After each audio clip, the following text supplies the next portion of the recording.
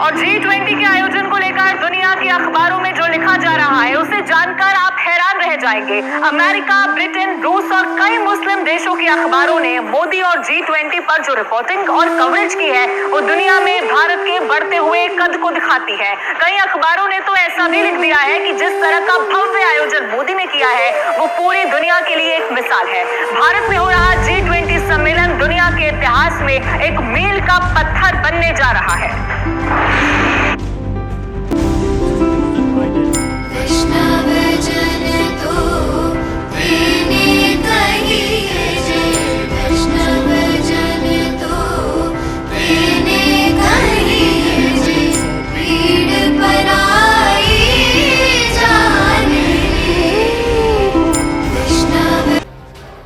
इन दोनों नामों के इर्द गिर्द पूरी दुनिया के अखबारों में खबरों को बुना जा रहा है। जब पूरी दुनिया का पावर सेंटर नई दिल्ली बन गया है और दुनिया के बड़े बड़े नेता इस वक्त दिल्ली में मौजूद हैं, तो दुनिया की हेडलाइंस अब दिल्ली से बन रही हैं।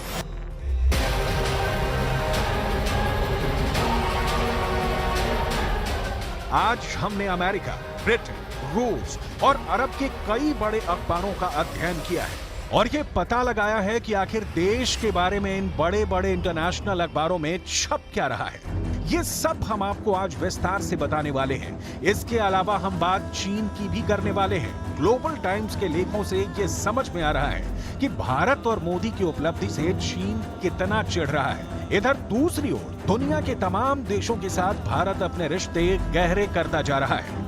हर तरफ G20 के आयोजन को लेकर चर्चा हो रही है। वक्त इंडिया की जगह पर भारत लिखा हुआ था। इस बात पर भी पूरी दुनिया के अखबारों में काफी कुछ लिखा जा रहा है। इंडिया बनाम भारत पर आखिर दुनिया क्या सोच रही है, इसकी भी चर्चा करेंगे। लेकिन सबसे पहले बात करेंगे आखिर इंटरनेशनल न्यूज़पेपर्स में मोदी, G20 और भारत के बारे में क्या छप रहा है। जरा ये हेडलाइंस देखिए जो अमेरिका के अखबार द वॉशिंगटन पोस्ट की। Brand India and Modi take centre stage at G20 summit. इसका मतलब है कि G20 की समिट में इंडिया का ब्रांड और मोदी केंद्रीय मंच पर है। इस लेख में वॉशिंगटन पोस्ट ने भारत के आयोजन की इस विशेषता का जिक्र किया है कि भारत ने 60 शहरों में G20 की मीटिंग्स करवाई है। ये अपने आप में एक बहुत बड़ी बात इसलिए भी है क्योंकि भारत एक बहुत विविधता वाला देश है और G20 के माध्यम से पूरी दुनिया में भारत की संस्कृति का प्रचार और प्रसार भी हुआ है। वॉशिंगटन पोस्ट लिखता है कि भारत ने देश के सभी कोनों को छूते हुए 60 से ज्यादा शहरों में जलवायु और शिक्षा समेत तमाम मुद्दों पर 200 से ज्यादा G20 के कार्यक्रम करवाए हैं। इस बीच आयोजनों की वजह से भारत के इन शहरों के स्मारक और बुनियादी ढांचा भी चमकता हुआ नजर आ रहा है। ये आयोजन भारतीयों को भी ये अनुभूति करवा रहा है कि भारत के शहरों में कुछ बड़ा हो रहा है। भारत के शहरों को देश के राष्ट्रीय फूल और सत्तारूढ़ पार्टी के चुनाव चिन्ह कमल से सजाया गया है। वॉशिंगटन पोस्ट का एक और लेख पूरी दुनिया में काफी सुर्खियां बटोरता रहा। इस अखबार ने अपनी हेडलाइंस में लिखा, the G20 summit is a huge global branding exercise for Modi's India.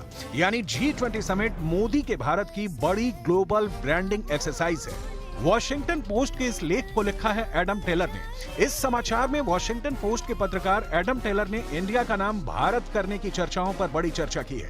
इस चर्चा को उस वक्त भी बल मिला जब प्रधानमंत्री मोदी दुनिया के सामने G20 के सम्मेलन को संबोधित कर रहे थे। उस वक्त उनके डेस्क पर इंडिया की बजाय भारत लिखा हुआ था। ये भी चर्चा का बड़ा विषय बना हुआ है। इस पर वॉशिंगटन पोस्ट के पत्रकार एडम टेलर लिखते हैं, G20 से पहले भारत नाम का उपयोग करना प्रधानमंत्री मोदी के विजन को दिखाता है। बीजेपी के पदाधिकारियों समेत मोदी के समर्थकों का यह कहना है कि इंडिया नाम का संबंध देश के उपनिवेशिक यानी गुलामी के इतिहास से है।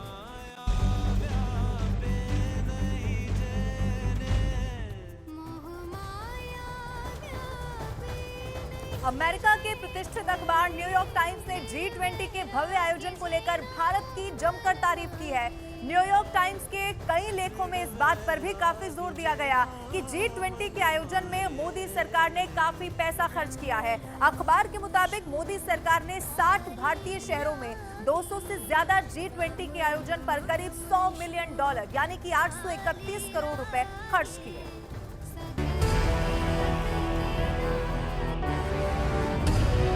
न्यूयॉर्क टाइम्स दुनिया का एक बड़ा अखबार है और इसमें G20 समिट का जिक्र करते हुए हेडलाइंस दी गई है। इसका मतलब है कि क्या भारत की वैश्विक महत्वाकांक्षाएं घरेलू स्तर पर गहरी होती खामियों से बच सकेंगी? यानी इस न्यूज आर्टिकल में प्रधानमंत्री मोदी और उनकी राजनीतिक स्थिति पर टिप्पणी की गई है। प्रधानमंत्री मोदी ने भी आज भारत की भूमिका दुनिया के सामने रखी है। अपनी विकास यात्रा में इस विषय को सर्वोच्च प्राथमिकता दी है।